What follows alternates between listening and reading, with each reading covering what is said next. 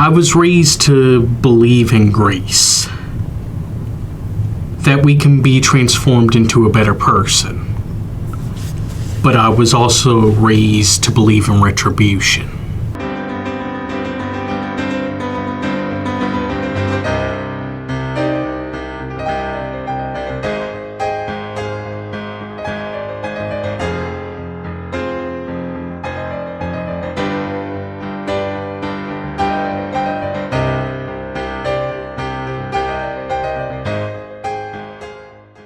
Hello everyone, welcome back to the Roll Screen Team. I'm Andrew Thomas. I'm here with fellow Daredevil Christopher Johnson. Hello everyone.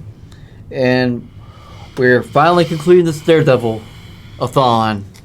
Yes. With the divided season. Yeah. From what I've heard from YouTube reviewers, so yeah. It's a mixed bag. Yeah. With half loving it, half hating it. Well, before we do that, make sure to find us on Facebook, the Real Screen Team. Where else? You can also find us on Instagram, Reddit, TikTok, and Lemonade. And make sure to like our YouTube channel, comment on our YouTube channel, share our videos, and definitely subscribe to this YouTube channel. And click the post notification bell so you're updated with all of our upcoming videos. So, now you can start the overview. Okay. Daredevil Born Again is an American television series created by Dario Scardapone, Matt Corman, and Chris Ode for the streaming service Disney+. Based on the Marvel Comics featuring the character Daredevil. It is the 13th television series in the Marvel Cinematic Universe produced by Marvel Studios via its Marvel Television label, sharing continuity with the films and television series of the franchise. Born Again is a revival and continuation of Marvel's Daredevil, which ran from 2015 to 2018, an earlier series produced by the previous Marvel television production company and originally released on Netflix.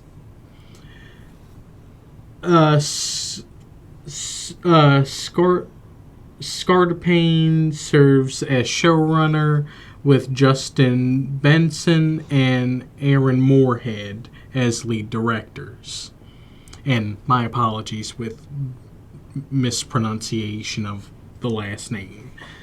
The series name references the 1986 comic book storyline Born Again, written by Frank Miller and David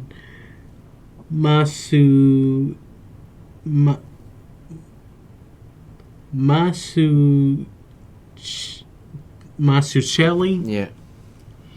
Though it is not a direct adaptation. Charlie Cox reprises his role as Matt Murdock / Daredevil from Marvel's Netflix television series and prior Marvel Studios productions, starring alongside Vincent D'Onofrio, Margarita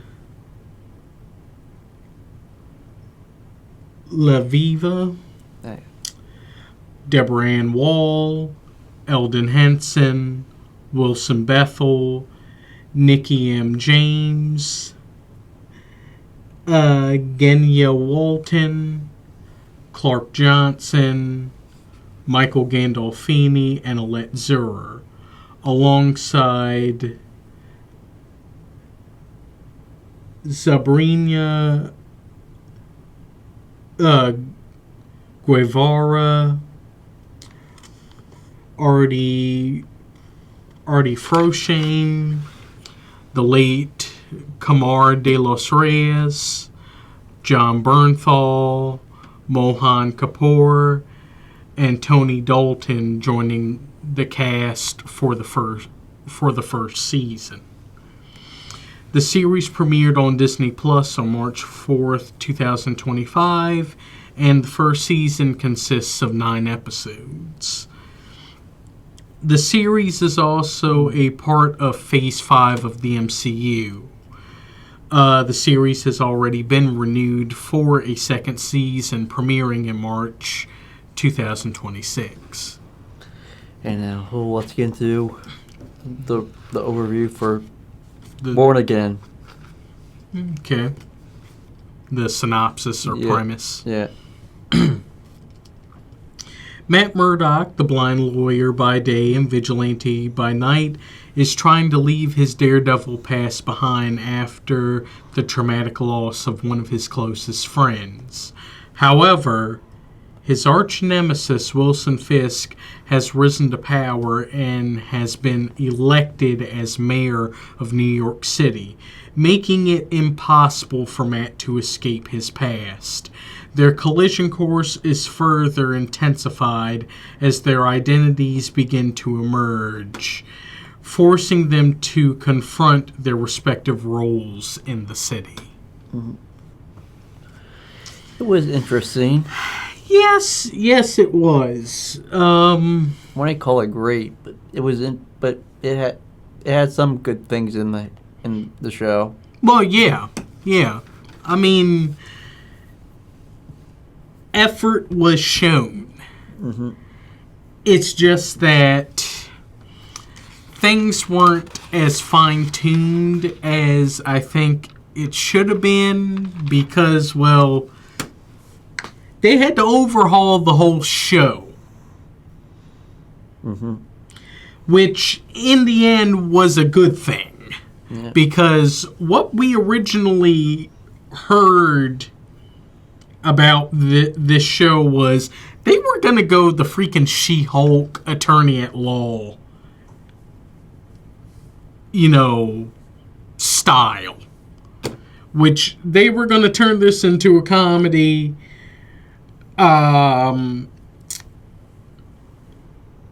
Foggy and Karen would have been killed off screen, and Ayelet Zur would have been wouldn't return as Vanessa Fisk. There would have been a recast.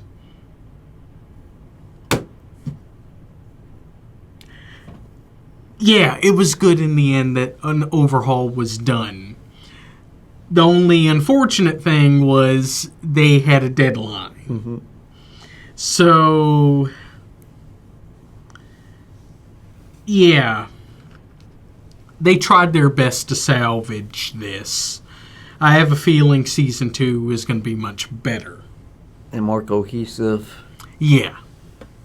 Because it does sometimes feel like we're watching 2 different shows sometimes.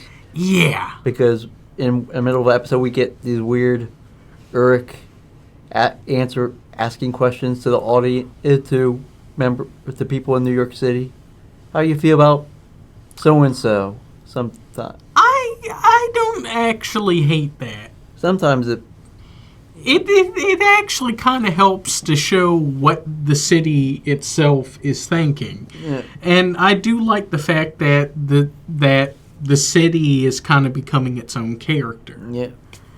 What do the people on the street really think about everything that's going on, everything that we're seeing, and everything that we have seen in the previous series? Yeah. But why don't we get into the cast, starting with everyone's favorite attorney at law and vigilante, Matt Murdock, a.k.a. Daredevil, played by Charlie Cox. I mean, what more? I mean, fantastic. Although Matt does do some questionable things as the defense attorney. When hasn't this man done anything questionable? When hasn't he done anything questionable? But first he deals with emotional damage. Yeah, there's emotional damage. Yeah. The first opening of the episode of the season. Yeah, while we're having quite possibly the greatest fight between him and Bullseye, shot in one continuous shot from the freaking bottom of, the freaking ground level of the bar all the way up to the rooftop. We deal with quite possibly one of the most heartbreaking moments I have seen in a Marvel property for some time. Mm-hmm. Do we go ahead and say it? Yeah. Bullseye shot and killed Foggy. We saw Foggy get shot in the chest and slowly die, as Karen is trying to help him, but there's not much that can be done, and it's going to take too long for paramedics to come. Yep.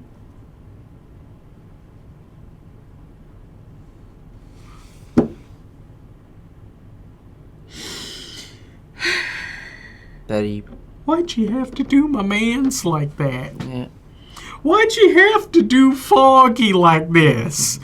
I understood that there would have to be some sort of major sacrifice for the beginning of this show. But did it have to be Foggy? Mm-hmm. I guess maybe it's a bit better than doing Karen, because that didn't necessarily work too well in the Guardian Devil storyline. Yeah. That was a bit too traumatic. I swear to God, Mysterio. Yep. But I'm hoping that this may be a fake out for the second season. Yeah. It's been said Eldon Henson's coming back for the second season in some way. Either ghost, flashback, or, like you said, possible witness protection. Which is what I'm hoping, because that actually happened in the comics. But, yeah, although I do like the improved suit that we got instead of what we originally was going to have. Yeah. Weren't they going to continue to use yellow? Yeah, the yellow and red. Yeah. Oof. Don't get me wrong. I do like that suit, but no, the suit that they gave Matt for this was chef kiss. They essentially took what made the original suit good and elevated it.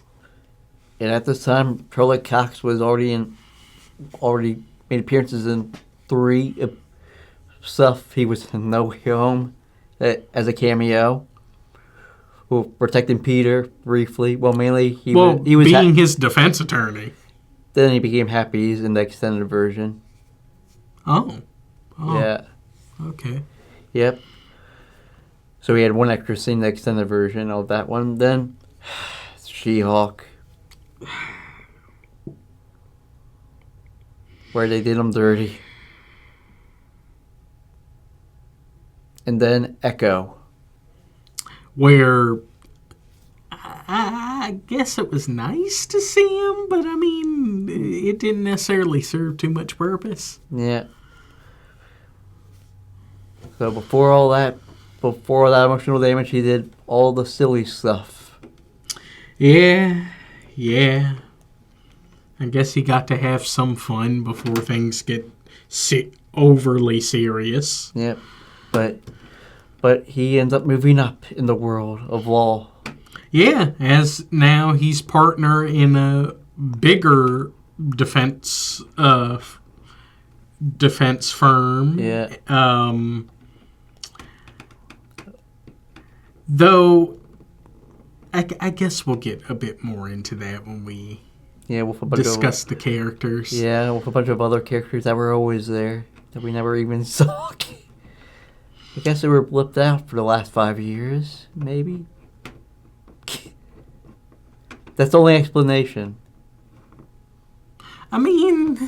Yeah, though, I mean, they don't fully explain how long Matt has known everybody that he's working with. Same thing with, Matt, Foggy, and Carrie, since they all sort of knew it, the new character.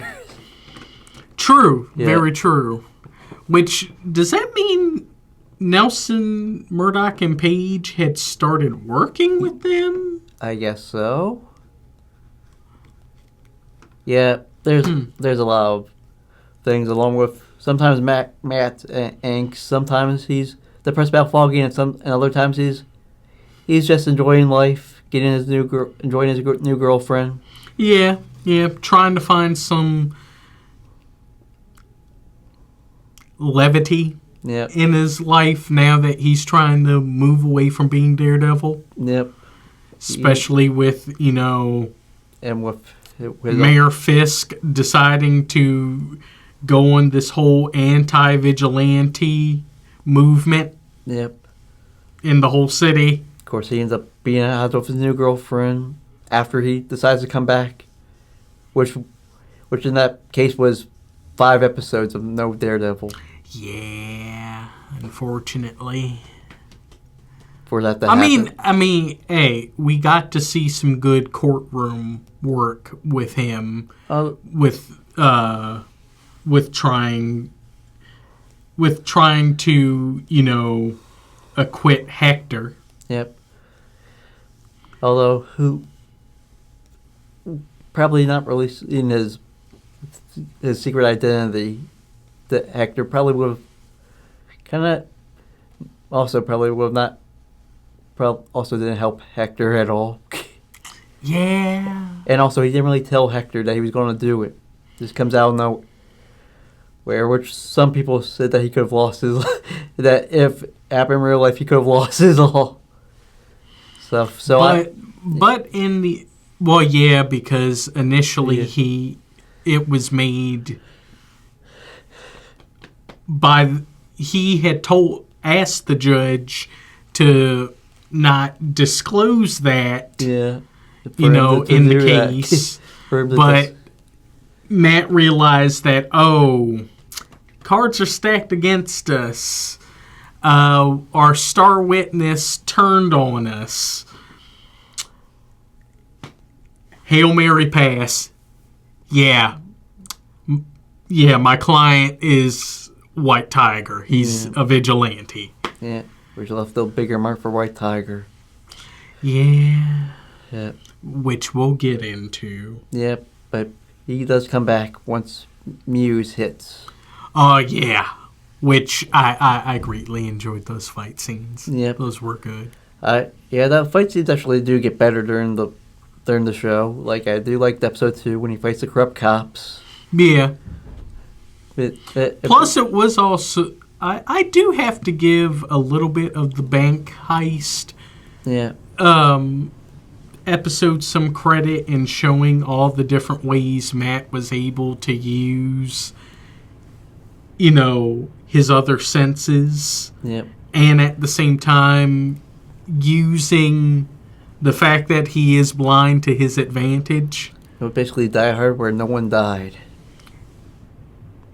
Yeah, no one... Very true, very true. Yeah, no one dies in that episode. Yeah, that's crazy. That's crazy. Mainly because it was a Daredevil Miss Marvel crossover. Yeah. And we don't want Miss Marvel to be angst. Even though it's just her dad. Yeah.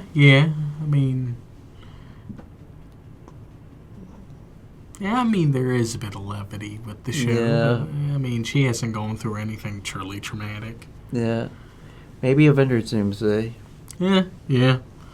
That depends on if she shows up.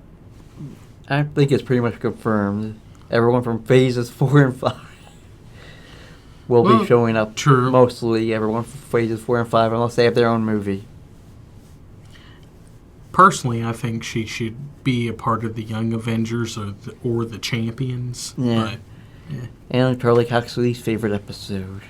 Yeah, which I didn't hate like the episode. I mean, but I understand. You know, Yeah.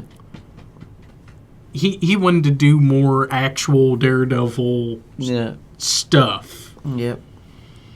Which, once he does suit up again and, you know, fighting anti-vigilante task force. He becomes a fugitive. Yeah. At the end, he becomes a fugitive.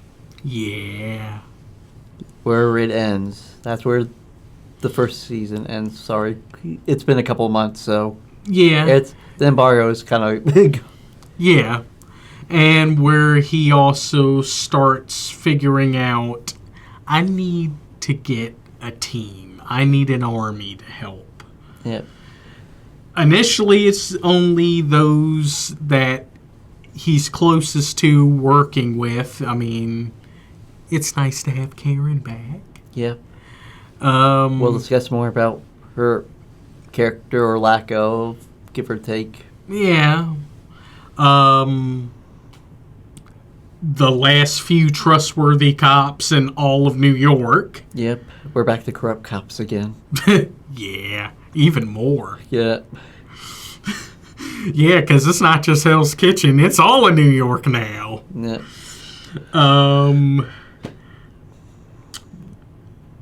Cherry, Yeah. which is one of the few people that he works with at his new firm that knows he's Daredevil. Yeah. What was his law partner there as well? No. No. No. She still had. No, last Yeah. time I checked, she still has the paper that Nelson was going to do before he got killed. Yeah. That's where it ended on her for the cliffhanger. That she Yeah. probably knows some stuff. And Josie. Yeah. Which I guess now. She knows because. Yeah, and I guess now the former bar will be base of operations now. Yep. But fortunately, we do know that at least one defender's coming back. Yep. Kristen Ritter. Yep. But let's talk about the guy who tried to reform himself. Ah, yes. I guess now Mayor Yeah. Wilson Fisk, Like in the comics. played by Vincent D'Onofrio. Fantastic once again. Once again. Yep. He also made an appearance in the MCU before that. In the Hawkeye show. Yeah, and Echo. Yeah. Which I do like the fact that they have now brought in his whole super strength Yeah. ability. Yeah. Though I think it had to take some time for him to get back into the groove. This was where he was truly back in form. Yep. But at the same time, you could tell that he's going through some stuff. Yep. Because after, getting shot in the face, His wife cheats on him. Also. Because after that. I mean, in Echo, in Hawkeye, he got shot in the face. Merry Christmas. Which I'm still trying to figure out, how does he still have his eye, which I thought he may have lost it. Continuity? What's that? But yeah, after that, and needing to heal, and also dealing with Echo, because, long-standing relationship with her. Yeah. Vanessa is running his criminal enterprise and had an extramarital affair. Yep. Although some people do accuse him of being King Simp for letting his wife do all the work, while he's just doing not much. He was shot in the face. Well, it was after the fact in the show. Well, yeah, because, I mean, once you have changed your public image Yeah. into trying to better the city, I don't think it's probably for. I think it's probably for the best you don't get involved in the criminal underworld for a bit. Yeah. Even though although we do give him credit, he does question his wife on some of her Methods. Yeah. Which adds a very interesting dynamic with him and Vanessa this season. Along with going to therapy Yeah. with Matt's girlfriend. Yeah. Which we'll get into. Yep. But, I mean, you can tell that for a good chunk of the season, there is, like, this unspoken tension Yeah. between Wilson and Vanessa. It's not until near the end of the season where they have come to a complete understanding, and But he still uses his criminal methods as a mayor to try to get the commissioner to still be on his side when he refuses to not do it. He's like, oh look, with the cheesesteak and a picture of his daughter right there. yeah. I miss Wesley. That would have been great to see him do that. Yeah, well, he has his own young British Wesley now. Yeah, true. And a young protege that could probably become a Wesley as well. So, Backups, just in case. yeah, which is always smart. Unless they fail him. True. Very true.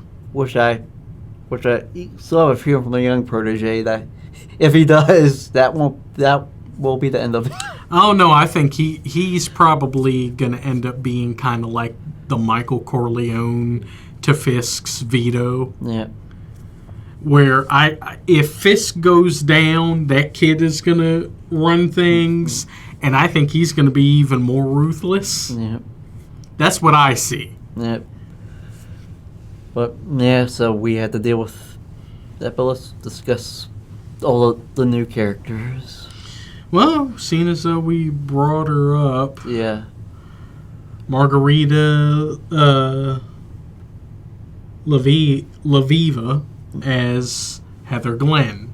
The Russian American actress who was in our least on the infamous Star Wars scene show. The one of many. We're coming after you, Nikki. For that. Yeah. At some point, we're going to discuss with you about that shenanigans. We're going to have to talk to you about this. Matter of fact, explain yourself in the comments. Explain yourself. Yeah. There's a number of things you need to explain yourself about. Yeah, I didn't have... This, I mean,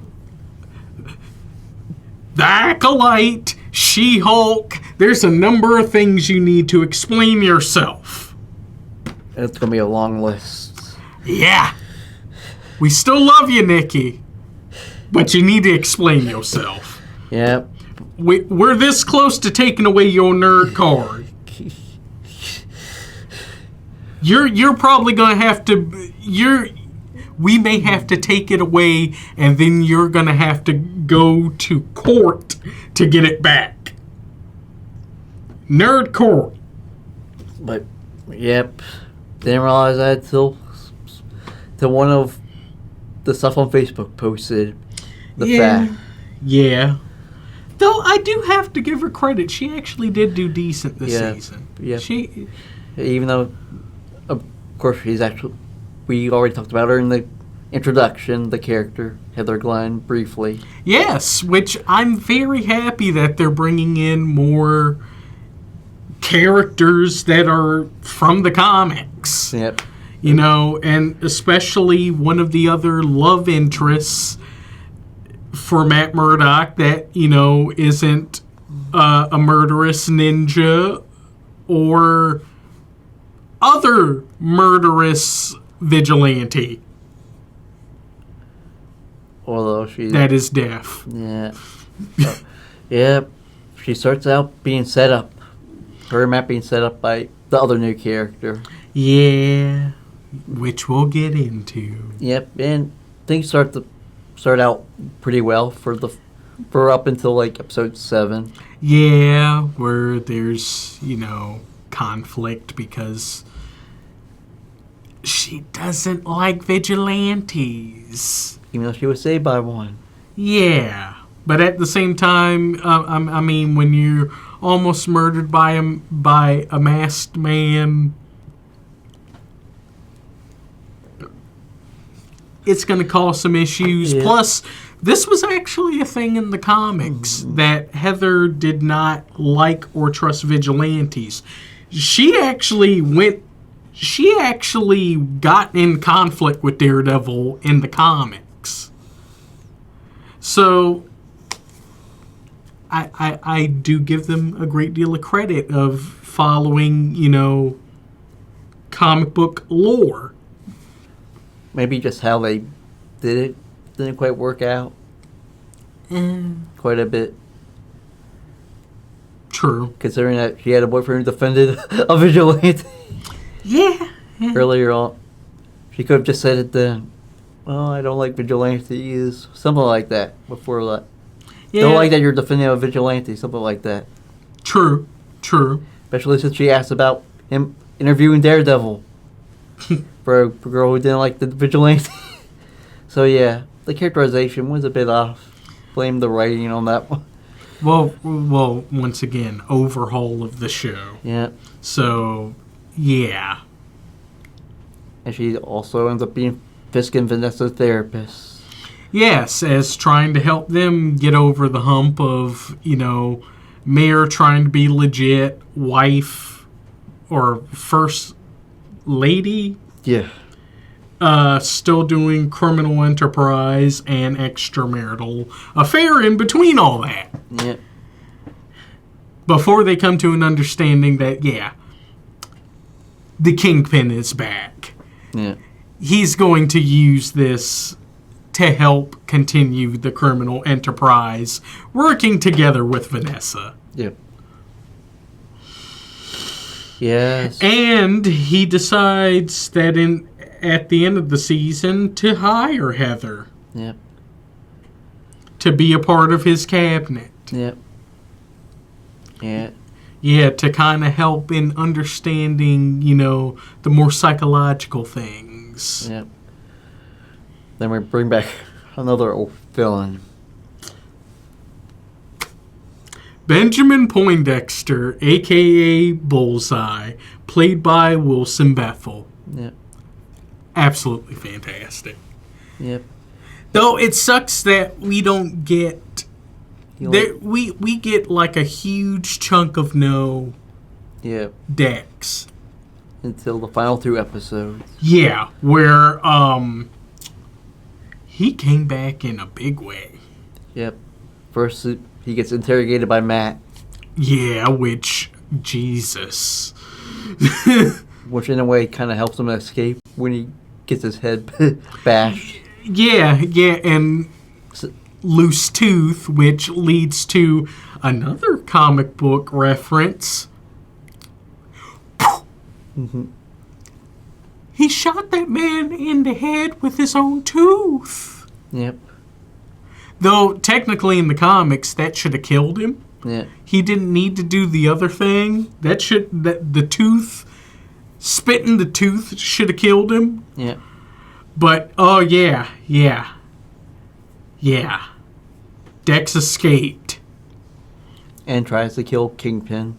Yeah. For what happened in season 3. I mean, you killed the girl that I actually liked, that could have helped me not become what I am now, and you broke my back, making me have to get an adamantium rod in my spine, which is now giving me this cool blue aesthetic at looking at things when I'm in bullseye mode. Mm-hmm. So yeah, I can understand the assassination attempt. Yeah. Matt, why you jumped in the way? Because it was the right thing to do, I guess, even though he doesn't like the guy. Which I find this is a very it was the right thing to do kind of season. Yeah. That is practically the tagline for this season. It was the right thing to do. Yeah. Yeah, but just like the other characters, he's in the background. He's kind of gone up until the finales. Well, yeah. After that first episode, Though he's going to have a much bigger part in season 2, where we may actually see an unlikely alliance. Because remember, Dex has a bone to pick with Fisk. So the enemy of my enemy may become my friend. Yep. For a while. Yeah, because I mean, you still killed Matt's best friend, his closest friend, the friend he's known for years. I mean, yeah. But what's about some other new characters or previous character?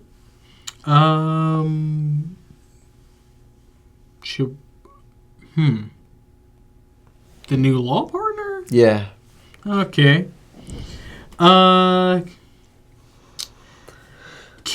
McDuffie, Matt's new law partner, played by Nikki M. James. She's always been there. I guess she's one of the various lawyers that they have known for some time. Yeah. It's just like that Miles Morales reference in the second season of Daredevil. Yeah. So I guess she's kind of known, but I don't know. I feel like they didn't really give us a really good opportunity to know who she is. And she basically does the mix between the Foggy and Karen combination. Asking Matt, why aren't you telling me about your secret? Whatever. Yeah. You seem very closed off. You seem like there's something that you're hiding. And I feel like it feels more like a repeat of the first 2 seasons of the Foggy and Karen asking him that. Yeah. Just a new character. Yeah. Taking over. While another character, which Yeah. I guess bring him up. Yeah. Cherry, played by Clark Johnson. He is essentially the Murdoch McDuffie chief investigator and information gatherer. And So he's essentially doing Karen's job. Karen, he's a mix between Karen Foggy and Mahoney. Yeah, because he is a former cop. Yeah. So, yeah, he has his sources Yep. and resources. Another time he's played a cop. Homicide Life on the Street. A show about Baltimore. Police detectives, yep. Oh. Yep, that's what he played. The show that introduced John Munch to the world, because John Munch was a police detective. I thought he For was Baltimore, yeah. I thought he was familiar. I thought he looked familiar. Yes. Huh. Yep. So now he's went from a Baltimore cop to a New York cop. To now, investigator and informant. Yeah. Yep. I mean, yeah, they don't fully explain how long Matt has known Cherry. Yep. Or- Yeah, because he talks about not liking vigilantes at the beginning before he finds out, oh, Matt, you're Daredevil. Yeah. After he pushes. Yeah, where he really pushes, the whole thing of, tell me, Matt, let me know. Let me know. You can trust me. Of course, he's also against. Of course, he's also the Foggy, being against Matt, going out back Doing Daredevil stuff. Yeah. Yeah. So we get like an empery between two characters of them flipping between characterization of them. Yeah, where Kirsten is kind of the Karen, Yeah. except she is doing Foggy's job Yeah. while Cherry is doing the Karen job, but acts like Foggy. Yeah. So why did Foggy have to die? Like I said, mix stuff.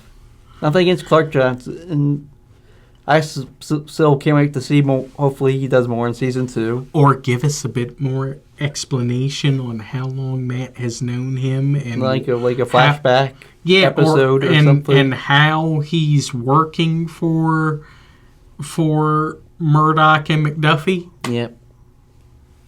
Also, give us a bit more explanation on how long Matt and Foggy knew Kirsten, because they were chummy. Yeah. I mean, they do acknowledge that this series is happening, a good number of years after what we saw at the end of season 3. Yep. So they are actually following the idea that it's been 7 years. Yep. So somewhere they met him in those 7 years. yeah, in between getting blipped and whatnot. Yep. Yeah. So yeah, maybe we'll get it. Maybe we're just going to get a whole Defenders season without no explanation of how they know each other. Again, yeah. Which also makes me wonder, how is Jessica gonna work in this? Because she's also an investigator and information gatherer. So The butting of heads, maybe. I mean, she's gonna end up being a part of the army. Yep. Plus, we have quite possibly Power Man and Iron Fist showing up soon. Yep. So, well, yeah, we're gonna have Luke Cage and Yeah. and Iron Fist potentially show up, Yeah. which I'm so happy about. Yep. I really want this. Well, let's talk about the rest of Mayor Fisk's. Oh, Since he has the most people in the cast list. well, I guess start. Well, okay, one more for ally from Matt, the Punisher himself. Well, 2. Yeah, okay, too. Well, yes. Let's start with the man himself, Frank Castle, aka the Punisher, played by John Bernthal. Yeah. I missed you so much, and I'm so happy you're back. Only for 2 episodes. Yeah, 4. When Matt goes to interrogate him about the Punisher bullet left from White Tiger And then him showing up. at the finale. Yeah, 2 episodes. It was really only 2. I thought it was at least 3. No, 2. Wow. Okay. And he gets the end credit. The post-credit scene. Well, yeah, that too, but he also replaces Vincent D'Onofrio with the end credit. Well, he deserves it. Yeah. He gets a special credit on that. I mean, on the 2 episodes he appeared. Remember, the most important people are the ones that are at least the first 2 or 3 people that are at the beginning of the cast, the with, and the and. Yeah. Those are the most important. But he's there to interrogate him about what happened to White Tiger. Of course, Frank tries to get Matt to go through his grief with Foggy. Yeah. He tries to help him with Matt's own grief that he's refusing to admit to. And essentially, it wasn't your fault. Yeah. there was a whole greater reason why everything that happened. It wasn't your fault, Matt. Yeah. You weren't the reason why Foggy got shot. Yeah. Yeah. So. And yeah, you're going to have to suit up because this is becoming a bigger thing than just you. This is all in New York. Yep. So, yeah, when things end up becoming rather dire for Matt with dealing with the whole anti-vigilante task force, he gets called up by a friend of theirs first to help him out to get back into the Punisher gear. which I'm so happy to see her back. Karen Page, played by Deborah Ann Wall. Yeah, people keep asking why did she just stay in New York after Foggy's death, and why did she just leave to go to San Francisco to be a attorney there? Potentially witness protection? Maybe I know the real reason, because Deborah Ann Wall was busy with other stuff. Yeah. Though I do like the nice San Francisco nod. I do like that. Yeah. Yep. And she does get credited for 3 episodes, even though one of them's a flashback of episode 1. True. Very true. And that's in episode 6. Hey. They using your likeness, so you still get a credit. It's just like with Eldon Henson. Yeah. We only see his face on an obituary, and he gets a credit. Yeah.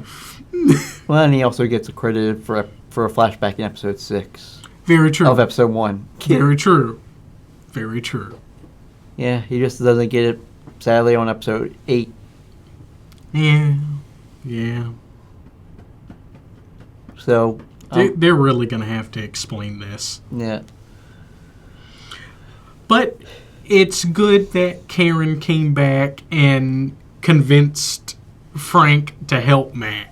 Even though now it's just a weird bizarre love triangle like thing. Yeah, where Frank wants to be with Karen, but Karen and Matt are reestablishing their relationship. But at the same time, she also does kind of have feelings for Frank. Yeah, because Matt can hear both their heartbeats. Yeah, and which made it really awkward and weird once he tells her about.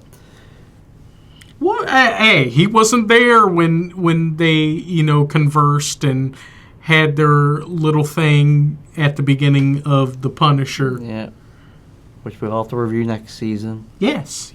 Next year. Because special presentation coming. Yeah.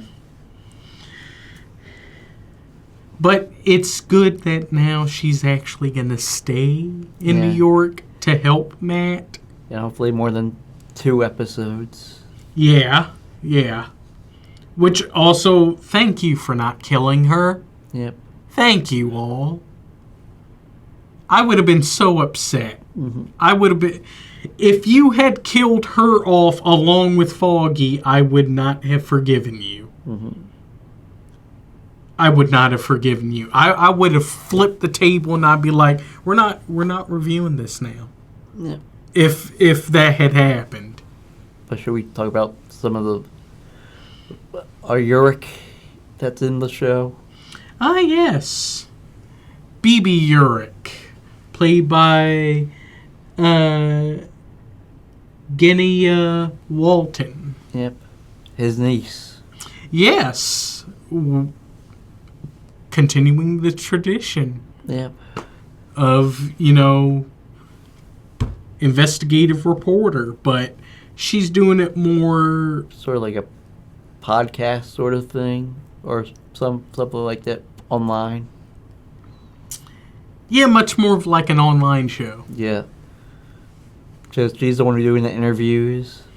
Yeah, she's literally on the street asking the regular people, the citizens of New York City, what they think about all the stuff that's going on throughout the season. Of course, she's sadly friends with Fisk's other protege. Ah, yes, Daniel Blake. Yeah.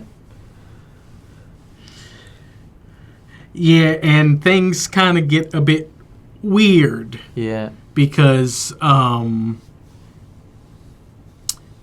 kind of threatens her. Yeah. But then they're cool, and now she's essentially being utilized by Fisk to help. Well, she's also investigating him Yeah, for the murder in the first season. of her uncle. Which we all know he did. Yeah, I mean, we saw it happen. Yeah. We saw it. Kid The never- man had the gall to sit on that man's couch, have a Shakespearean dialogue, and then strangle that man. Yep. Yeah, yeah. Maybe Fisk had always had his super strength, and they just never had fully addressed it Yeah. in Netflix.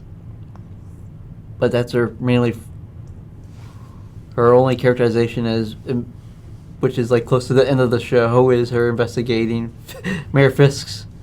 Yeah, Possible. while at the same time also being utilized by Fisk to help. It's a weird characterization.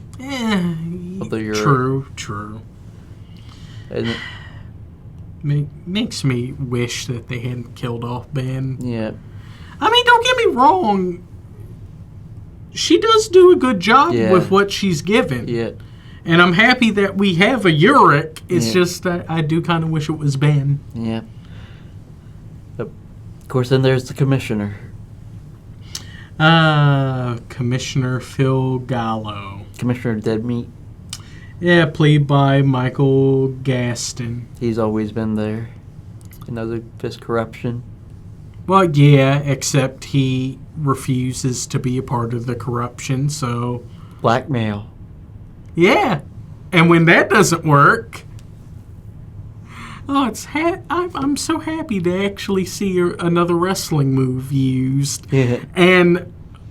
Jesus Christ, if they had let the great Khali do what he did with that move... Oh, poor Rey Mysterio. Yeah.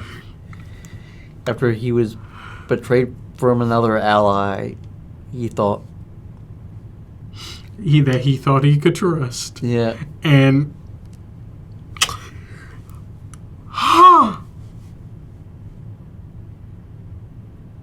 Yep. Should we just start calling Wilson Fisk Skull Crusher Yeah. rather than Kingpin? I mean, from crushing Antony's head to the point that he's decapitated, which I'm so happy they acknowledged that in one of BB's segments, to vice gripping Commissioner Gallo's head to the point that his skull caves in and his jaw breaks off. Yep. Ah. Good Lord. I was like, oh! Yeah, I was surprised about that. I was like, oh, so they're really going there now. But since we've mentioned his wife a couple times, let's talk about her being back. She gets the whiff credit. Yes, which, once again, first three people acknowledged the whiff and the and. Yeah. Vanessa Fisk, played by Iletta Zurer. Yeah. I am so happy she's back. Well, we get Queen Pen. Yes. Because Oh, she's mainly the boss. Yeah. Which, I mean, we had already seen inklings of her. In season 3. Yeah, of showing that she can take charge. But now she's in full control of Fisk's criminal enterprise. Yep. To the point that she's pushing Wilson to get back into it. Yep. But he's like, no, I'm trying to turn a new leaf. I'm trying to be a mayor for the people, not be criminal underworld. I mean, I had a reawakening after getting shot in the face. Although her cheating on him after that, the therapy session where Heather asked her if she feels safe around the Kingpin, like he's gonna hurt her. Which, I mean, Vanessa's the only thing that keeps him human. Yeah. Of course, obviously she didn't like her lover good enough that she killed him.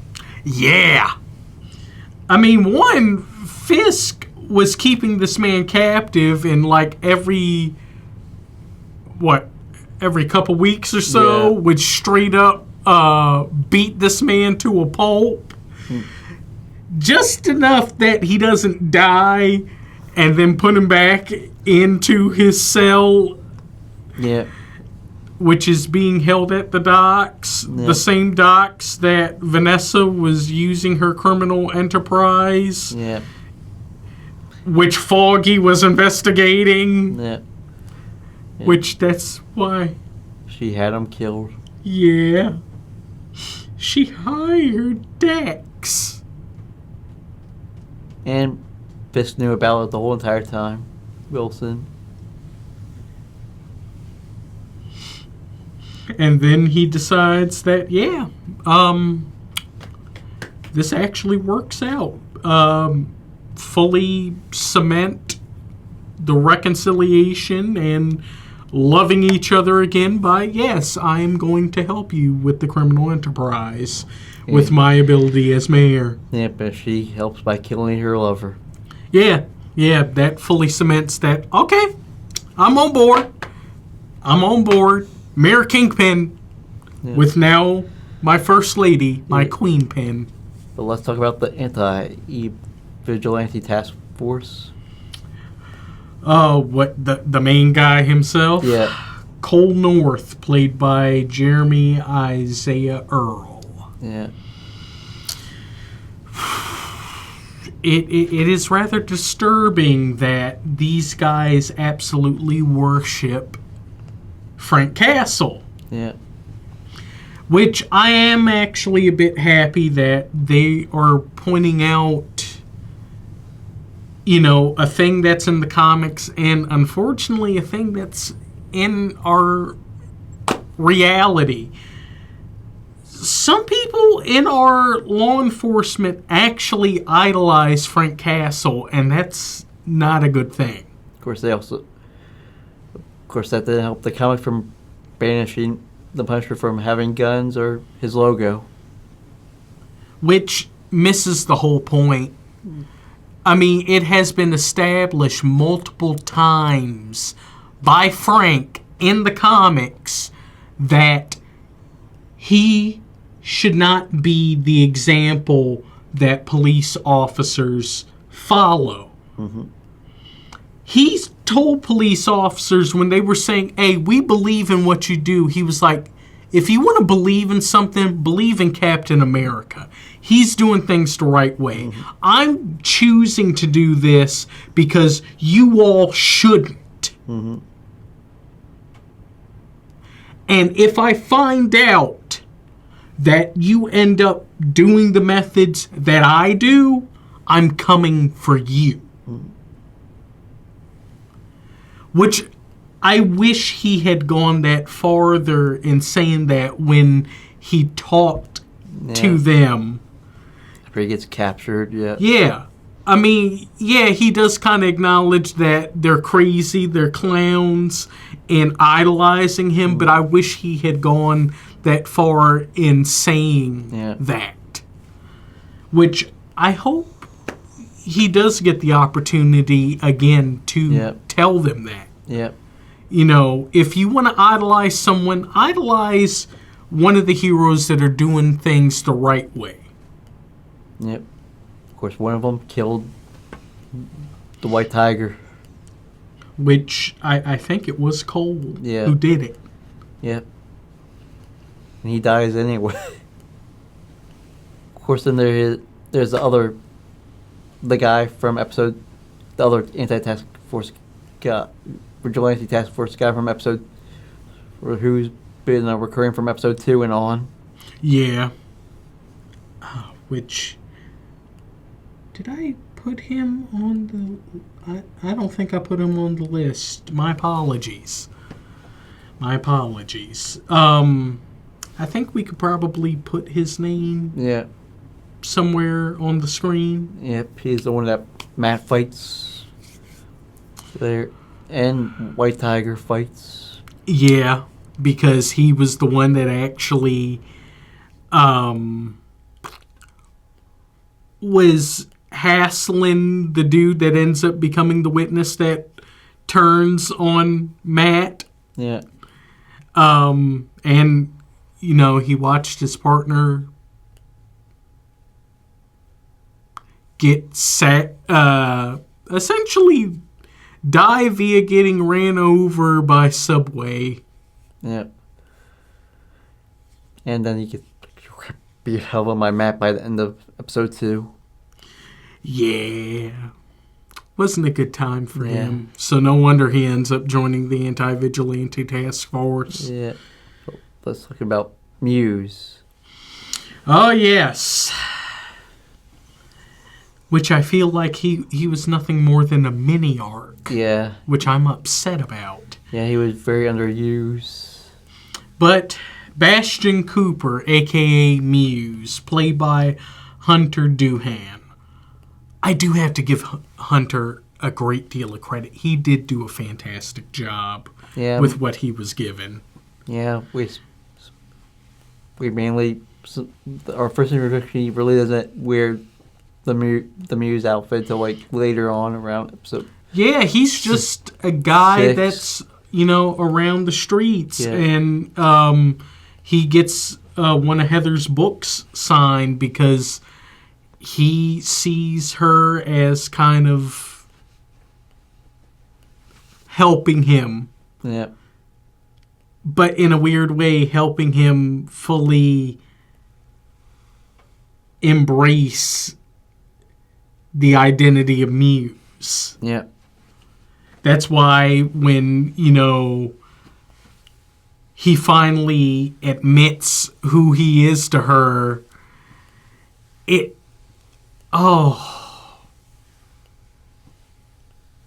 episode 7 was really creepy. Yeah, well, episode 6 was too, a bit. Which I have to give him all the credit with that scene. Yeah. That whole episode, really. Yeah. Because you saw how truly unhinged he is. Yeah. And it's unfortunate. Yeah. Because he was from an affluent family. They could have gotten him the proper help, but unfortunately, he was already too far gone. Yeah. Tries to kill Heather. Yeah. That's when Matt comes in as Daredevil. Well, first he tries to kill Hector's niece. Yes. Yeah. And then Matt gets involved. He saves both. Yeah. I mean, first has to save Hector's niece. Yeah. After she nearly loses all of her blood. Yeah. Because that's what Muse is a graffiti artist. Which I do like the fact that they're acknowledging he likes to make art. Mm-hmm. And he's essentially using his victim's blood in his painting, in his graffiti. Yep. But fortunately, he is dealt with By Daredevil in broad daylight. Well, yes, but I mean, he's mainly shot by Heather. Yeah. which does suck. I wish they would have kept him. Yeah. For more. Plus, on top of it, did he even show that he had his mutant power? No. The whole not being detected? Yeah. That's his whole power. The reason why it would cause a greater conflict between him and Daredevil, they didn't give him that. Of course. Let's talk about the good guy with power, Hector, the White Tiger. Yes, Hector Ayala, Yeah. a.k.a. White Tiger, played by the late Camara de los Reyes. Yeah. He did a fantastic job. Even though we only see him in the White Tiger suit at the end. Yeah. Which damn Disney Plus promo. Showing a lot of the false advertisement. Yeah. Yeah. It would have been awesome to see him actually be a part of the army for Daredevil, but he gets killed at the end of episode 4. No, episode 3. He gets killed. Episode 3. Yep. The only time we see him is he gets ready, and then Cole shoots him. Yeah. I believe it was Cole who shot him. Yeah. Cole actually shoots him in the head. Yeah. And I was like, let's use this clip. What the hell is that?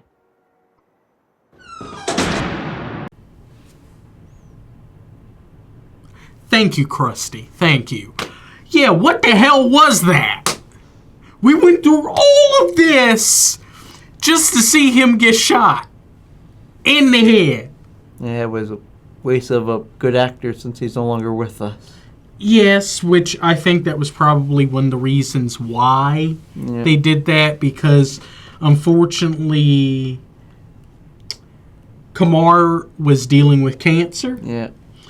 And I just feel like they could have done a better thing, like a heroic sacrifice or something. Yeah. Instead of just a plain blank shot.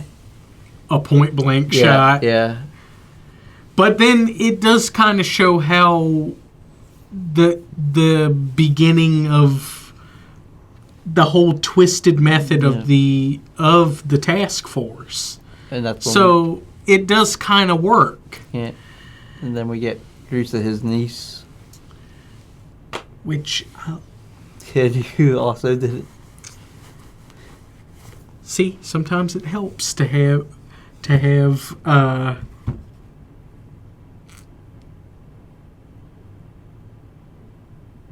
my apologies, everyone. There was a lot to cover, so some things I may have forgotten to write down on the notes, or actually you might need to. Well, we can just credit her in the thing. Credit her here. Yeah. I actually like her. Yep. And she's the one who got mad into going back to doing Daredevil stuff. Yeah. When she decides to go take the risk of finding Muse. Yeah. And that also helps motivate her in potentially becoming the new White Tiger, which that happened in the comics. Well, let's talk about now this cabinet. Yes. Every political figure needs a cabinet. Why don't we start with Sheila Rivera, played by Sabrina Guevara, Fisk's campaign director. Of course, we are already talking about her in the X-Men universe. She's trash secretary in Days of Future Past. That's right. Huh. Who possibly he was the mother of General Trask in the Last Stand. Before the timeline got changed. Yeah. That's who I still suspect was the mother of the other Trask in that timeline. So yeah. So in the MCU multiverse, she's another character. Which, With which she gives Fisk advice, which he ignores a lot. I mean, she's doing her best. She's doing her best in trying to help Fisk. Yeah. It's just, this whole idea of going legit is very foreign to him. Yeah. And at the same time, he's trying to, fix his marriage and potentially go back into doing Kingpin stuff. So Yeah, she sells out the commissioner who gets killed. yeah, which means that now she's now in bed with the whole Kingpin criminal operation now, Yeah. which makes her corrupt. So she also tries to tell the new guy to not do certain stuff, but he ends up being his favorite. Yeah, he becomes truly Fisk's protege. Yeah. Daniel Blake, played by Michael Gandolfini. James Gandolfini's son. Oh my God. Yeah. No wonder he looks so familiar. Yeah. No wonder he works so perfectly with this. Yeah, we get a Sopranos little Woke son. up this Yeah. morning and got myself a gun. Yeah. And he played it. Yeah. He played it fantastically. I got to give Michael all the credit Yep. with that. I'm very invested in his story with Fisk. Yep. I'm very invested. Yep. Even though I did think that Fisk was going to kill him at some time. I didn't see it. Nah. He sees a lot of Especially when himself in Daniel. when he accidentally leaked some stuff to the Eric. That was mainly my thought of it. Him getting killed off was in that episode. But he understands that Daniel is young and inexperienced. Yeah. But Daniel, not only does he see a lot of himself in Daniel, he also sees Daniel as a good leeway in helping get the younger people into believing in Fisk. Which, you need that. Of course, let's talk about his young British Wesley. Ah, yes. Buck Cashman, played by R.T. Fulsham. Yep, he does fit the Wesley role pretty nice. Yeah, he's a fixer. Yeah. And I mean, between him, Wesley, and the other British man, who do you consider to be the more? I think he's the more ruthless since he was able to go kill the one guy. He was trying to kill Fisk. Yeah. At the restaurant that Vanessa sent him to. Which almost makes you think Vanessa tried to get Fisk killed, but no. Yeah. But yeah, dude is someone to not play with. Yep. Jesus. Maybe we'll see him fight. Maybe. Hopefully. Unless he gets the Wesley situation from Karen. Yeah, because we all remember the last time Fisk had someone trying to threaten Daredevil or those closest to him. Yeah, getting shot or getting, losing some bones. Yep. And then I think probably getting shot. Yeah. But I guess now we should talk about the good. Yes. Luckily, the show was overhauled. And those writers and directors that were almost going to ruin this show got let go. Yeah. And they got the Punisher staff. Yes. Which they're finding their groove with Daredevil. Yeah. They're finding their groove. The acting, fantastic, by Charlie Cox, Vincent D'Onofrio, Isla Zur, John Bernthal, Kamar de los Reyes, and Hunter Doohan. Yeah. Though they were the MVPs of this season. Yeah. I mean, I would also like to give a little nod to Michael Gandolfini. Yeah. He definitely did do a good job, but these were the true MVPs. They were fantastic. Yeah. The action, Yeah. All the fight scenes. the one-shot fight between Daredevil and Bullseye, Matt versus the corrupt cops, Daredevil and Punisher versus the anti-vigilante task force, and Daredevil versus Muse. All what, 2-3 times Yeah. they fight? Fantastic. Truly fantastic.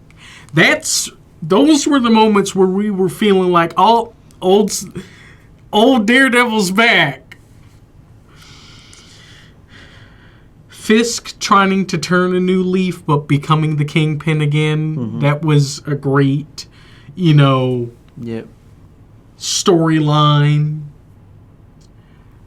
I'm so happy that they let them keep the TVMA violence. I mean, from seeing a man brutally get his leg broken to a skull getting crushed via vice grip submission move.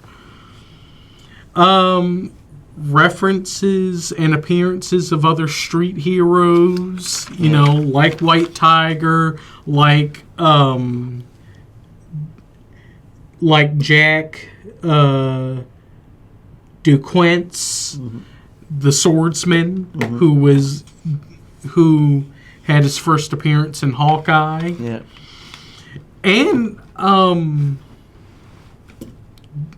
also them acknowledging other heroes. They reference Spider-Man. Yeah. And they sadly reference the Skrulls. Episode 5, yeah. Yeah. Well, okay. Yeah. Okay, episode. Yeah. Episode 5. It was episode 6. Yeah. Yeah.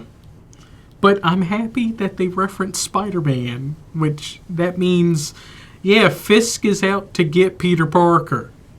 Even though he doesn't know who Peter Parker, who Spider-Man No is, one knows because who spell, Peter Parker is. because spell. Although that might be a retcon after Secret Wars again. Possibly. So Peter might get 2 retcons.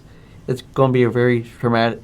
It's going to be very traumatic, full of retcons for Peter. Oh, yeah. I wonder, would that mean they bring Aunt May back? I would like that. I mean, things get reset. He needs Yeah. Aunt May. Yeah. Who knows? Plus Vanessa stepping up as being Queenpin. There's something very scary but also sexy about that. Yeah. Of course, it also has the bad, which almost would have tied this entire thing. Yeah.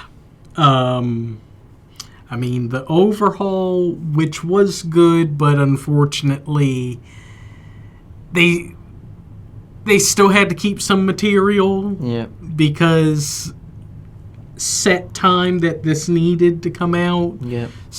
And also the fact that they didn't have enough time to fully fix everything. So that's why this feels like a very mixed bag situation. Them killing Foggy. Matt quitting being Daredevil when Foggy dies. Which means we deal with like half the season of no Daredevil. No proper introduction to the new supporting characters. Yep. The waste of White Tiger. We're missing characters from the original show. Yeah. Like Mahoney, Turk, Yeah. Ellison. Yeah. Yeah, I can understand because of it going digital, but still, he could have at least been doing something. They could, yeah. And Mahoney could have also been there during this ride with the commissioner.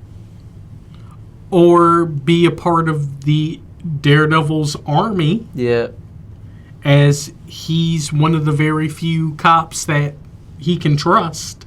Or Tower. Where's Blake Tower in this whole situation? Yeah. Shouldn't he be involved with the whole White Tiger Yeah. case? Yeah. But then again, it has been a few years, so quite possibly he may have lost his seat as district attorney. Yep. So I can understand that. Yeah, well, the only problem is there's no explanation of where they went, so yeah. We need to get introduced to new characters while not finding out what happened to other characters that we already know already. Yeah. I mean, the waste of Heather. Yeah. Not enough Muse, and he wasn't a mutant. Yeah. And also, why was Adam a thing? Yeah, Adam was pretty much they don't even show us like flashbacks of why she would feel that certain way. Yeah, she mentions it in the thing about his hands, but that's a maybe give us some show, not tell. Yeah, because the guy we see in the cage, we just can't feel like. No, I'm like, that guy was able to seduce Vanessa Fisk? Really? Mm-hmm. That guy? Huh. But then he got dispatched by Vanessa, so... Yeah. Well, I guess get to our scores. Yeah. This will be a hard one. I'm giving this a 6 out of 10. Oh. I think it's because of all the rough patches and stuff, because it wasn't quite on par with the other 3 shows. I made this go very below, despite liking the fight scenes. It was just the story. Just felt like we were, like, the characterization of the story kept on going back and forth. Not quite sure what was going on. Well, remember, overhaul. Yeah. So hopefully season 2 will get a higher grade for me. For me, I actually give this a 7. What was good was really good. What was bad was unfortunate, but they're a lot more kind of gripes rather than truly knocks. Though I do see, as far as some of the characterization or not being or not fully utilizing some characters, I can see that as a major issue. But I do understand that they were working with what they had. They had a very short period of time to, get this done right. Because, I mean, the show was already had a great deal of budget used. So they had to cobble this together after the previous team ruined it. And I do have a feeling that this is going to get better in the next season. And we'll hope, because Disney Plus can't do another failure. Oh, no, they can't deal with another failure. Dear God, they can't. Yep. I mean, it's almost to the point that they're thinking about just completely abandoning doing Disney Plus stuff. Yeah. But before we go, we get to the Year of the Superman. Yes. With a lot of Superman stuff. Yes. I guess starting with your expert novice. Yeah, Smallville, Season 4. Lord have mercy. The one that introduced Lois Lane into the mix. And a lot more Superman lore. Yep. So. And we're also going to do our big, well, not necessarily big, it's going to be a Superman a thon. We'll just figure out what movies to do. Yeah. As of right now, we are mainly focusing on... The first two Yes. at the moment. We'll discuss about the rest. Yes. And as well, the new film that is coming out this July. Yep. Then back to Marvel for the infamous Fantastic Four. Yeah. Let's hope this is good. Yeah. I'm worried. I'm so worried. Yeah. And then, double feature for some popcorn music. Yep.